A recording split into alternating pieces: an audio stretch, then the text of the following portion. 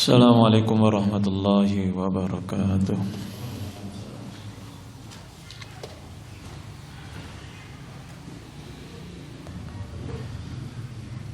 Bismillahirrahmanirrahim. Alhamdulillah wassalatu wassalamu ala Rasulillah wa ala alihi wa sahbihi wa man wala. Wala haula wala quwata illa billah, amma ba'd. Ikhwani fiddin, jamaah salat maghrib rahimani wa rahimakumullah. Melanjutkan kajian kita kitab Al-Kabair tentang dosa-dosa besar karya Imam Adz-Dzahabi rahimahullah. Masih dalam dosa besar riba. Pada pertemuan yang lalu kita sudah membahas jenis riba al-fadl, kemudian riba an-nasi'ah, dan contoh-contoh yang termasuk riba dan contoh-contoh yang bukan termasuk riba.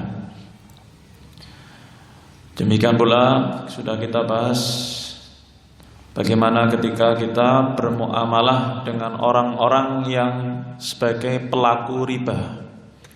Ketika kita diberi hadiah, atau ketika orang tua kita kerja dalam pekerjaan yang di dalamnya ada riba.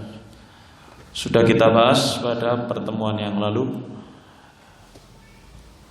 Selanjutnya kita akan masuk dalam masalah riba yang ada dalam muamalah utang piutang. Berarti ini menjadi jenis riba yang ketiga. Hutang disebutkan oleh para ulama. Apa sih hutang itu? Al-qard, dalam bahasa Arabnya al-qard. Apa itu al-qard? Kalau dalam bahasa Indonesia artinya hutang. Daf'u malin liman yantafi'u bih wa yaruddu badalahu. Seseorang menyerahkan sebuah harta kepada orang lain yang akan dimanfaatkan oleh dia. Wa yaruddu badalahu, dan orang itu akan mengembalikan sebagai gantinya. Ini adalah hutang atau al-qard. Ada dua pihak, yang satu memberikan pinjaman harta, kemudian pihak kedua memanfaatkan, dan wajib bagi dia untuk mengembalikan sebagai ganti harta tersebut. Wa huwa masyru', dan ini dalam syariat juga diperbolehkan. Hutang piutang, muamalah ini hukumnya boleh dilakukan. Wa yadullu alaihi umumul ayatil qur'aniyah wal ahadits ad-dalati ala fadlil muawanah. Memberikan hutang terkhusus orang yang memberi pinjaman, di situ ada keutamaan yang sangat banyak di dalam ayat-ayat Quran maupun dalam hadis-hadis. Di dalam memberi pinjaman atau memberi hutang kepada orang lain, di situ juga mengandung qada'u hajatil muslim, menutup hajat kebutuhan seorang muslim, wa tafriju kurbatihi, melepaskan kesulitan seorang hamba, wa saddu faqatihi, mengkafri, menutup kebutuhan dia, kekurangan yang dia alami, wa ajma'al muslimuna ala jawazihi, dan para ulama sejak zaman dulu bersepakat tentang bolehnya muamalah hutang piutang. Ya, terkhusus bagi orang yang meminjami sangat banyak keutamaan-keutamaan. Kita akan sebutkan keutamaan-keutamaan dan beberapa hal yang berkaitan dengan hutang piutang. Dalam hadis diriwayatkan dari sahabat Abu Hurairah radhiyallahu anhu, Rasulullah SAW istalafa min rajulin bakron. Rasulullah SAW suatu ketika pernah pinjam, pernah hutang dari seorang lelaki berupa anak unta. Bakron itu unta yang masih muda. Rasulullah pinjam kepada orang itu. Faqadimat alaihi ibilul sadaqah. Kemudian datang kepada beliau unta sedekah. Fa'amara Aba Rafi' an yaqdiyar rajula bakrahu. Kemudian Rasulullah memerintahkan sahabat Abu Rafi' untuk membayarkan unta yang dewasa diberikan kepada lelaki tersebut. Yang sebelumnya beliau utang anak unta, dibayar dengan unta dewasa. Faraja ilai Abu Rafi'. Abu Rafi' berkomentar, datang kepada Rasulullah SAW. Faqala lam ajid fiha illa khiyaran rubaiyan. Ya Rasulullah, aku cari-cari tidak ada unta yang anak, yang masih muda. Yang ada hanyalah rubaiyan, unta yang sudah umur 7 tahun, sudah dewasa. Faqala a'tihi iyahu, berikan itu kepada orang tersebut. Inna khiyaran nasi ahsanuhum qada'un. Sesungguhnya sebaik-baik manusia adalah orang yang paling bagus ketika membayar hutang. Nah, dari sini hadis ini memberikan faedah ketika kita memberi hutang. Ya. Ada orang hutang kepada kita, kita ngasih hutang tanpa ada persyaratan tambahan. Tidak ada persyaratan tambahan. Kita enggak mempersyaratkan. Karena kalau kita mempersyaratkan berarti riba. Ketika dia mengembalikan pada waktu jatuh tempo, misalnya kita kasih hutang 1 juta, ya. Kemudian ketika waktu bayar dia melebihkan, bayarnya mungkin 1.300.000 atau 1 juta dengan bingkisan, 1 juta dengan tambahan yang lain.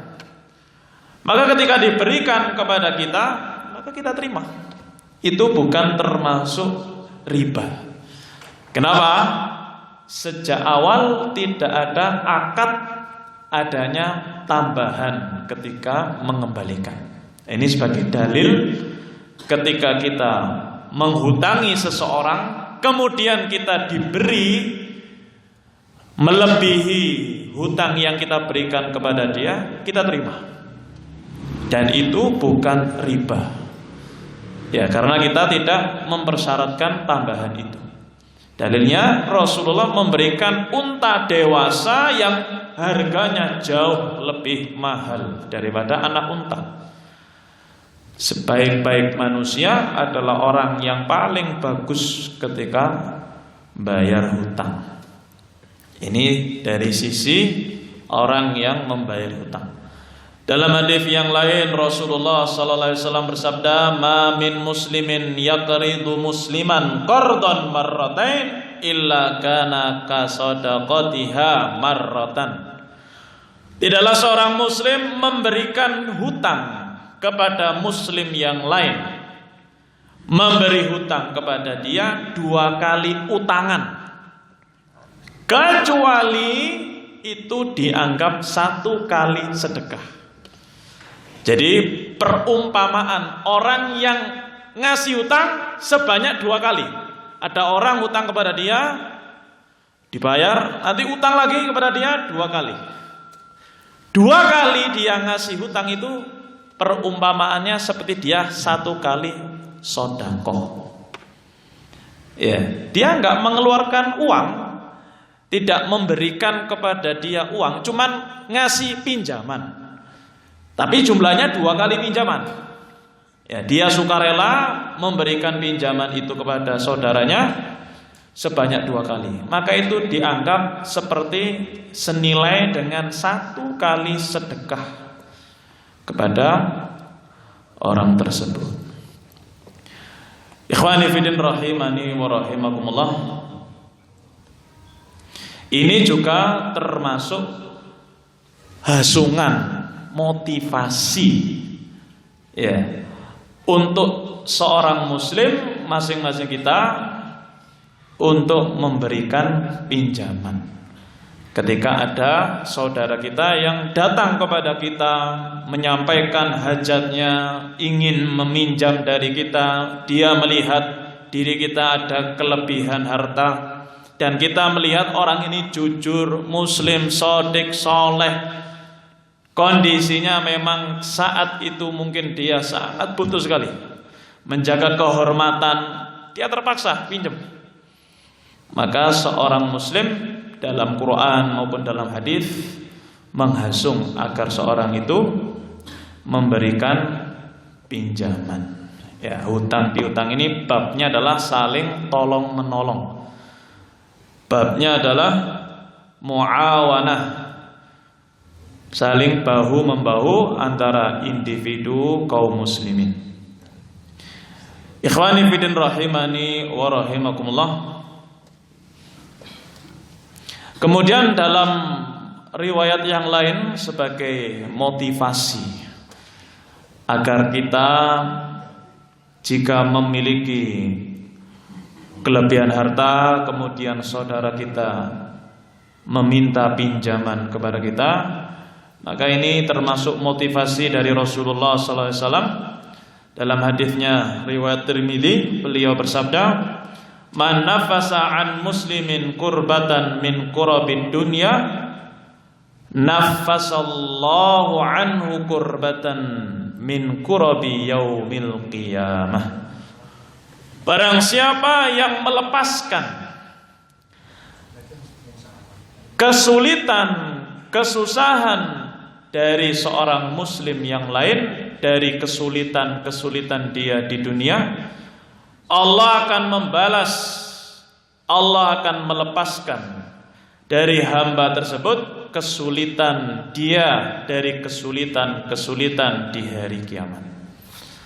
Memberikan hutang termasuk kita melepaskan kesulitan. Saudara kita minta ini, butuh uang untuk memenuhi kebutuhan keluarganya. Dia sebenarnya menjaga kehormatan, tidak pernah hutang. Tapi dia datang kepada kita berharap kebaikan dari kita. Maka orang yang memberikan kelapangan, melepaskan kesulitan itu, Allah akan membalas. Allah lepaskan kesulitan hamba tersebut dari kesulitan-kesulitan di hari kiamat. Wa man yassara 'ala mu'sirin fid dunya yassarallahu 'alaihi fid dunya wal akhirah. Barang siapa yang mempermudah orang yang kesulitan di dunia ini, Allah akan memudahkan urusan dia di dunia dan di akhirat. Barang siapa yang mempermudah orang yang kesulitan, ya dia akan dimudahkan oleh Allah di dunia dan di akhirat.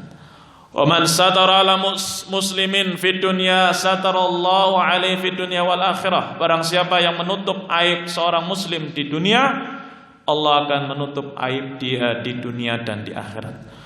Wallahu fi 'aunil 'abdi ma kana al-'abdu fi 'auni akhi. Dan Allah senantiasa menolong hambanya selama hamba itu semangat, suka menolong saudaranya. Ya, ketika kita membantu saudara kita, maka Allah akan membantu kita. Hadis ini sangat indah sekali sebagai motivasi kita di dunia ini ketika menginginkan sesuatu, mengharapkan sesuatu. Ya, dulu sebagian kita ketika belajar ingin menghafal, ingin memahami, atau ingin mendapatkan rizki. Ingat hadis ini. Wallah fi aunil abdi makanal abdu fi auni akhi. Allah akan menolong kita selama kita itu semangat menolong saudara-saudara kita. Ya, membantu dengan harta. Kalau tidak bisa harta, ya dengan tenaga. Kalau tidak bisa dengan tenaga, ya dengan mungkin usulan, mungkin nasihat, mungkin dengan ilmu yang kita miliki. Ya, semua itu adalah bantuan. Allah tidak akan menyia-nyiakan seorang hamba yang menolong saudaranya. Nah, kita punya cita-cita gitu. Pasti diri kita ini punya cita-cita, punya keinginan, punya harapan, pengen dapat rezeki, pengen dapat pertolongan, dapat kemudahan. Ya, ini kuncinya. Ketika kita gemar membantu saudara kita, mencari saudara kita yang butuh untuk dibantu, atau kita meluangkan kesempatan itu agar kita bisa membantu saudara-saudara kita dengan apa yang kita mampu, maka Allah akan menolong kita, membantu kita. Ikhwani fiddin rahimani wa rahimakumullah. Ini adalah hasungan bagi kaum muslimin untuk membantu. Termasuk bentuk bantuan adalah memberi hutang. Ini dari sisi apa? Memberi. Tapi kita juga sebagai seorang muslim, ya, hendaklah berusaha menjauhi hutang, menghindari sebisa mungkin hutang ini. Walaupun boleh, tapi hendaklah dihindari sejauh mungkin. Dalam hadis yang sahih, Rasulullah SAW sering berdoa, Allahumma inni a'udzubika minal ma'tham wal maghram. Ya Allah, sesungguhnya aku berlindung kepadamu dari dosa dan maghram, terlilit hutang. Rasulullah berdoa, ya Allah, aku berlindung kepadamu dari dosa dan hutang. Faqala lahu qail, ada orang yang berkomentar, ma'aktsara ma tasta'idzu minal maghram. Ya Rasulullah, seringkali Anda ini minta perlindungan kepada Allah dari hutang. Kenapa? Ada apa dengan hutang? Kok Anda sangat takut, khawatir untuk berhutang? Faqala innar rajula idza gharimah haddatsa fakadzabah wa wa'ada fa akhlafa. Sesungguhnya orang itu kalau sudah berhutang, terlilit hutang, seringnya haddatsa fakadzabah. Dia berbicara, dia ngomong tapi berdusta. Dia berjanji-janji manis fa akhlafa, tapi dia menyelisihinya. Pak, sudah jatuh tempo. Ini utangnya sekarang tanggal 29 Agustus sudah saatnya bayar. Oh, saya belum punya uang ini. Ya, padahal punya uang. Ya, besok saya akan bayar. Janji besok akan dibayar. Fa akhlafa, dia akan menyelisih. Waktu sudah datang hari esok, ya, didatangi di rumahnya, tidak ada orangnya. Kemana tidak tahu. Kan sering gitu ya, didatangi di rumahnya menghilang, atau dia di dalam rumah tidak mau keluar. Dia berhutang kepada kita. Ketika kita mengingatkan kepada dia berbicara tapi dia berdusta, dan dia berjanji namun mengingkari. Dan itu termasuk dosa besar. Ketika dia sudah berhutang, kemudian dia berbicara, kemudian berdusta, berjanji, kemudian menyelisihinya.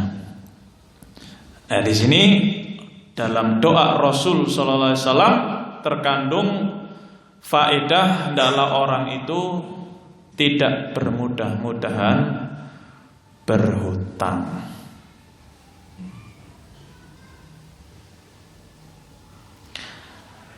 Ikhwani fillah rahimani wa rahimakumullah.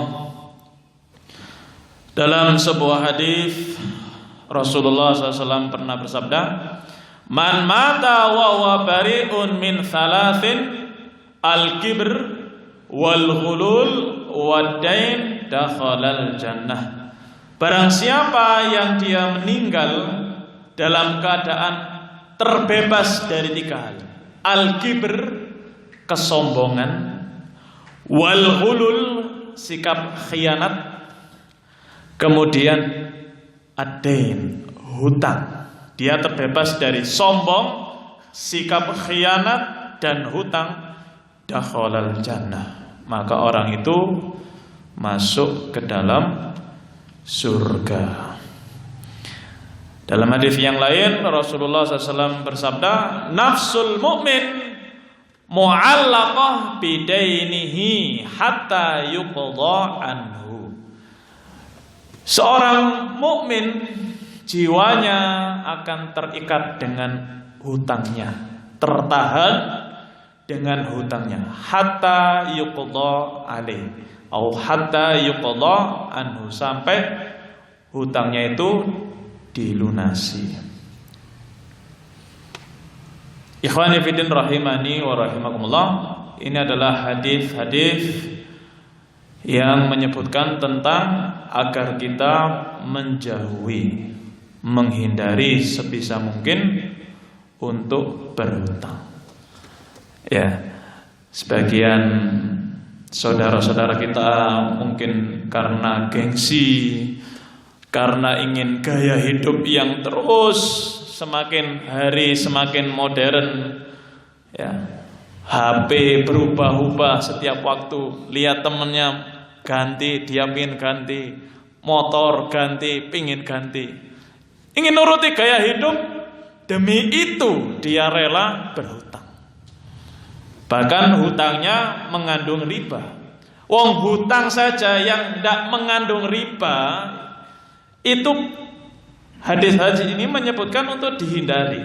Apalagi kalau hadis atau hutangnya itu mengandung riba, tambah tidak boleh lagi. Ya, ini hadis-hadis yang seorang hamba hendaklah menghindari hutang. Ya, apalagi yang hutangnya itu mengandung riba.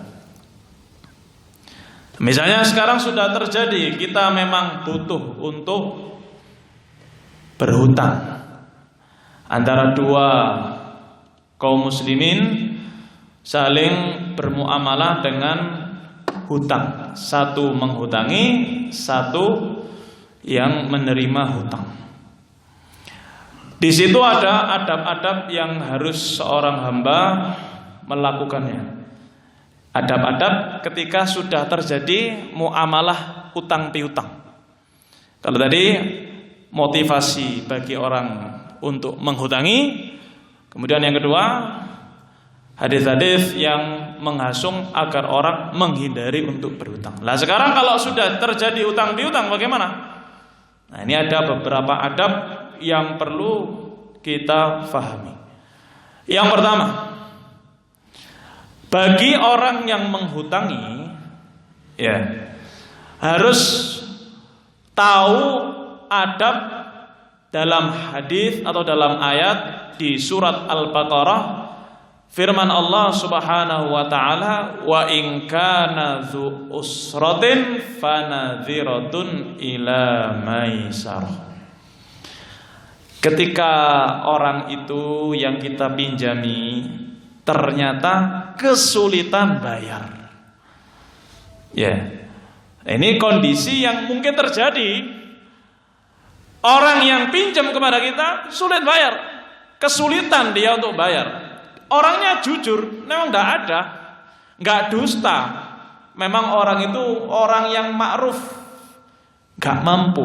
Dia utang kepada kita, waktu sudah jatuh tempo dia nggak bisa bayar. Ayat ini membimbing ketika orang itu yang berhutang kesulitan bayar, fanadhiratun ila maisarah, maka tangguhkanlah, berikan waktu lagi. Ya, jangan kamu paksa, tapi berikan waktu, tangguhkan waktu tempo itu.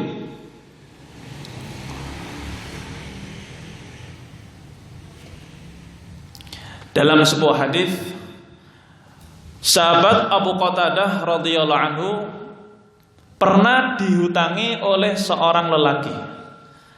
Kemudian orang ini dicari-cari oleh Abu Qatadah. Ketika didatangi oleh Abu Qatadah, ternyata orangnya sembunyi. Ya, ditagih oleh Abu Qatadah radhiyallahu anhu, orangnya sembunyi, singitan. Kemudian suatu waktu kepergok, ketemu dengan orang itu.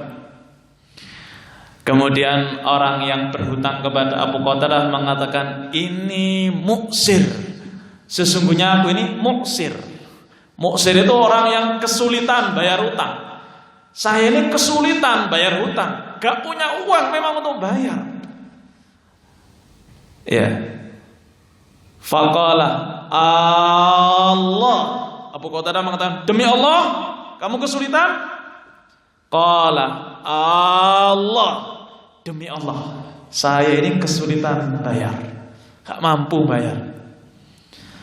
Kemudian Abu Qatadah mengatakan kepada orang itu, fa inni sami'tu Rasulullah sallallahu alaihi wasallam yaqul, man sarrahu an yunjiyahu Allahu min kurabi yaumil qiyamah falyunaffis an muksirin aw yad'a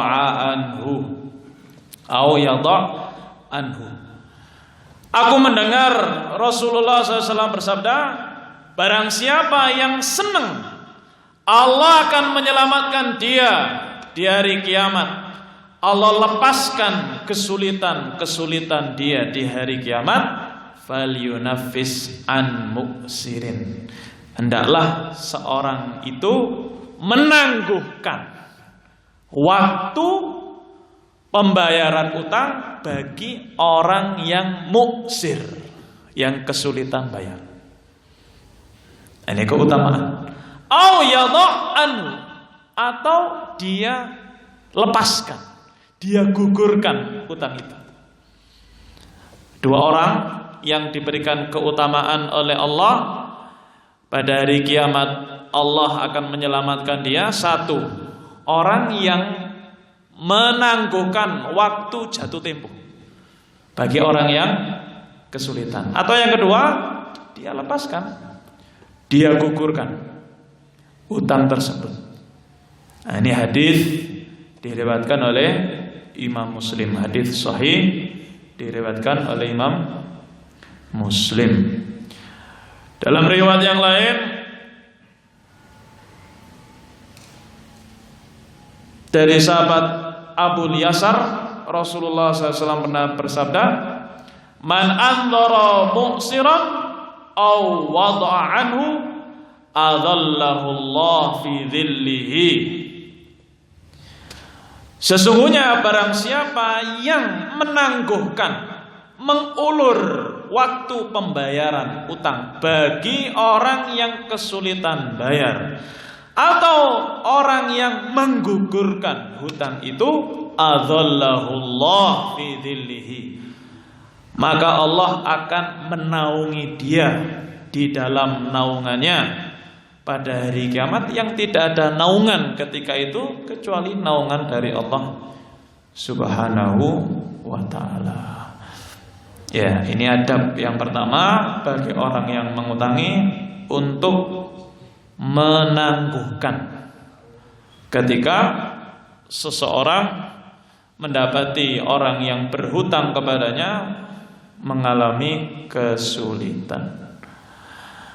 Kemudian adab yang kedua adalah yang lebih tinggi, tadi sudah disinggung dalam hadis, yaitu menggugurkan. Kalau tadi menunda, Kalau yang kedua adalah menggugurkan. Masih dalam ayat Al-Baqarah tadi, kelanjutan wa in kana dzu usratin fanadhiratun ila maisarah. Jika orang yang berhutang itu kesulitan, maka berikanlah waktu sampai dia mendapatkan kemudahan. Wa anta saddaqu khairun lakum in kuntum ta'lamun. Tapi jika kamu relakan sebagai sedekah, kamu gugurkan, khairun lakum. Itu lebih baik bagi kalian jika kalian mengetahui. Kamu gugurkan seluruhnya atau kamu gugurkan sebagiannya, khairun lakum. Itu lebih baik bagi kalian. Ini level kedua. Kalau tadi level pertama tadi memberikan penundaan. Kalau ini menggugurkan, tidak sekedar memberikan tanggungan tapi langsung digugurkan utang tersebut. Ikhwani fiddin rahimani wa rahimakumullah.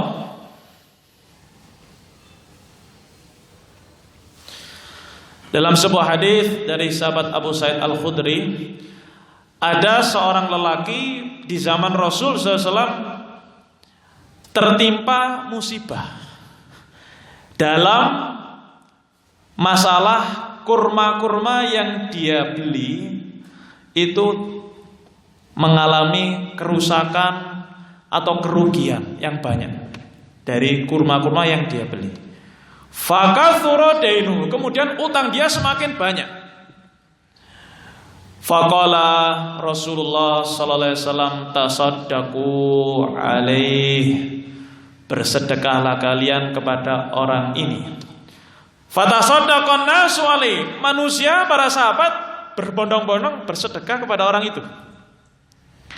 Falam yablugh dzalika wa fa'adaini, setelah terkumpul sedekahnya orang-orang untuk orang yang kesulitan tadi, banyak utangnya, ternyata setelah berkumpul jumlahnya nominalnya belum sampai untuk melunasi utang dia.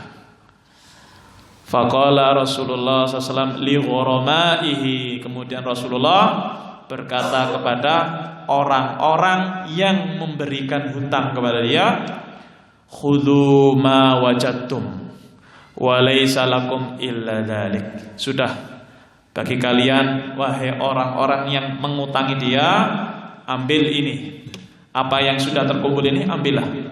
Wa laisa lakum illa dzalik, tidak ada lagi untuk kalian ya selain ini. Orang ini sudah tidak punya apa-apa, utangnya banyak, ini ambillah. Ya, gugurkanlah sebagian dari utang dia. Kamu ambil apa yang ada ini, kalau masih ada yang tersisa maka gugurkanlah. Ini fadilah atau hasungan ketika seorang hamba mendapati saudaranya mungkin kesulitan, bisa menggugurkan utang tersebut. Adab yang ketiga adalah menagih dengan cara yang terbaik. Dalam sebuah hadis Rasulullah sallallahu alaihi wasallam bersabda, rahimallahu rajulan samhan idza ba'a wa idza ishtara wa idza iqtada. Semoga Allah merahmati seorang yang samhan idza ba'a, memudahkan ketika dia menjual, wa idza ishtara, dia mudah ketika dia membeli. Ketika jual beli mudah. Ya, ini berapa harganya? Sekian. Ya wis, enggak apa-apa. Ketika dia menjual, ini harganya sekian. Ditawar oleh saudaranya. Kalau sekian boleh apa enggak? Ya wis, enggak apa-apa. Dia mudah ketika jual beli. Wa idza iqtada, dan ketika menuntut hak dia, ketika menagih hutang, dia dengan kemudahan tanpa mempersulit. Jika saudaranya mungkin kesulitan, ya dia ngomong dengan baik, tidak dengan cara kasar, maka itu termasuk sebab Allah akan merahmati dia. Ikhwani fillah rahimani wa rahimakumullah. Syekh Abdurrahman As-Sa'di rahimahullah memberikan faedah dari hadis barusan.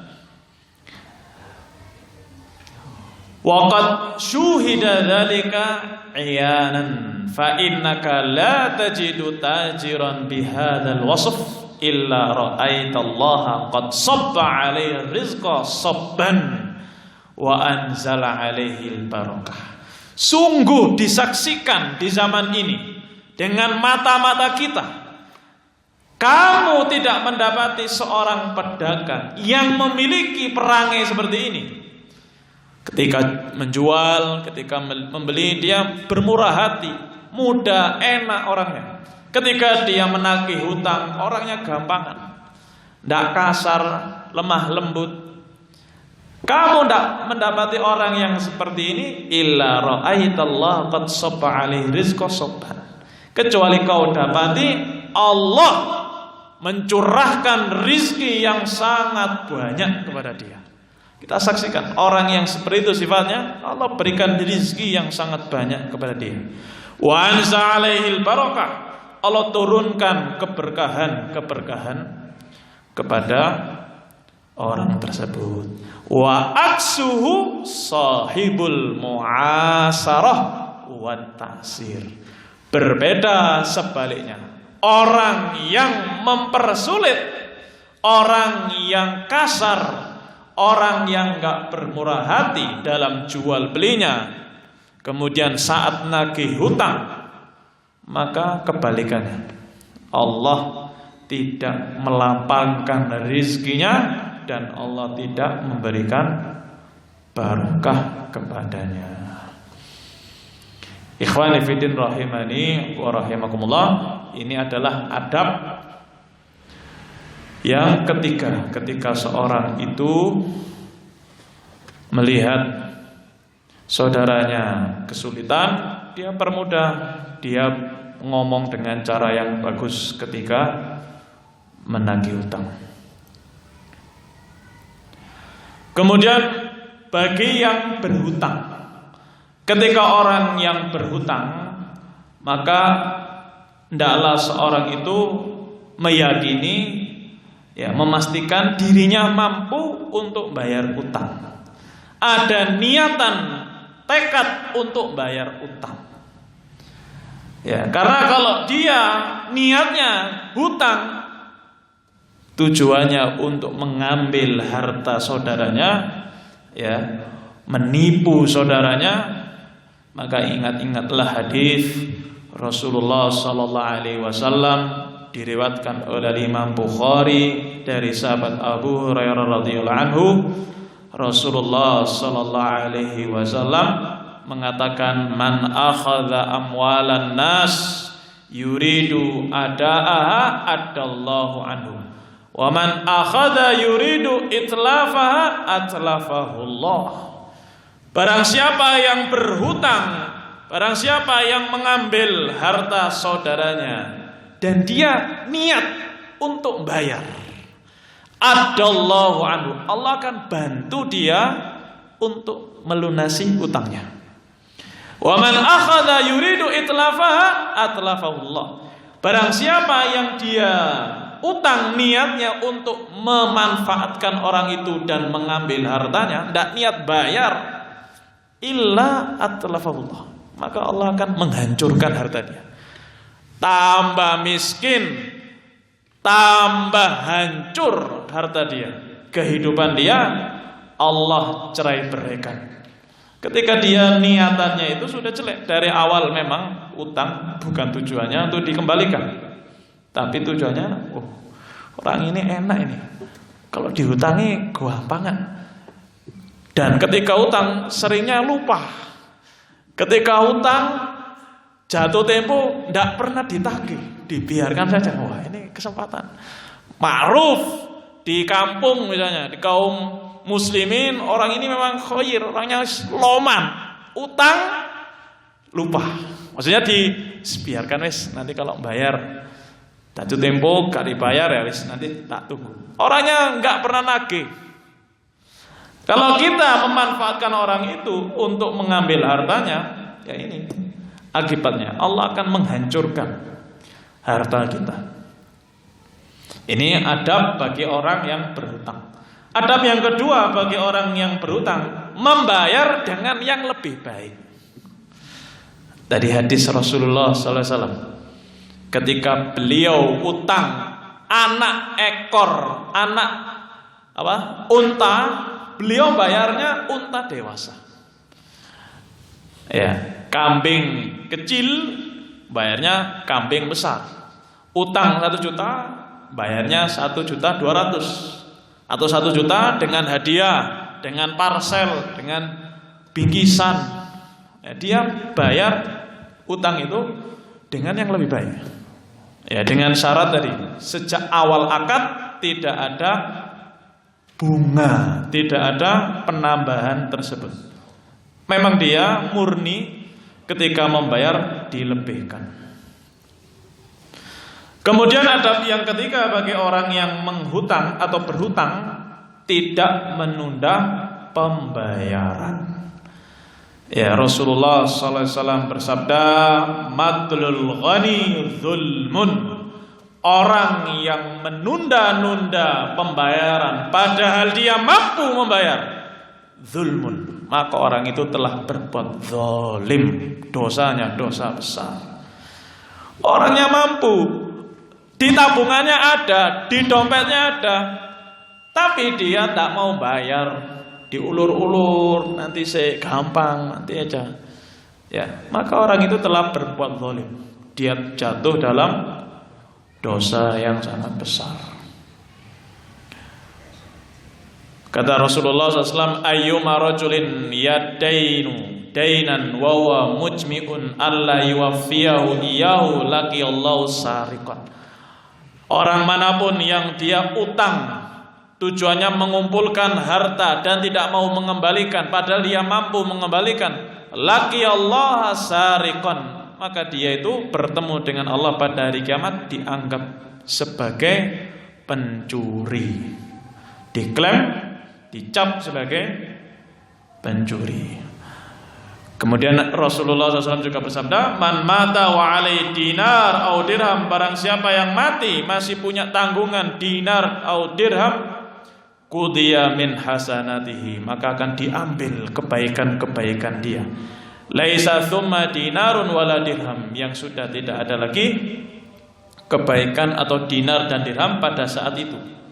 Ya, kebaikan-kebaikannya yang akan diberikan untuk orang tersebut, karena dia di dunia tidak mau membayar utang.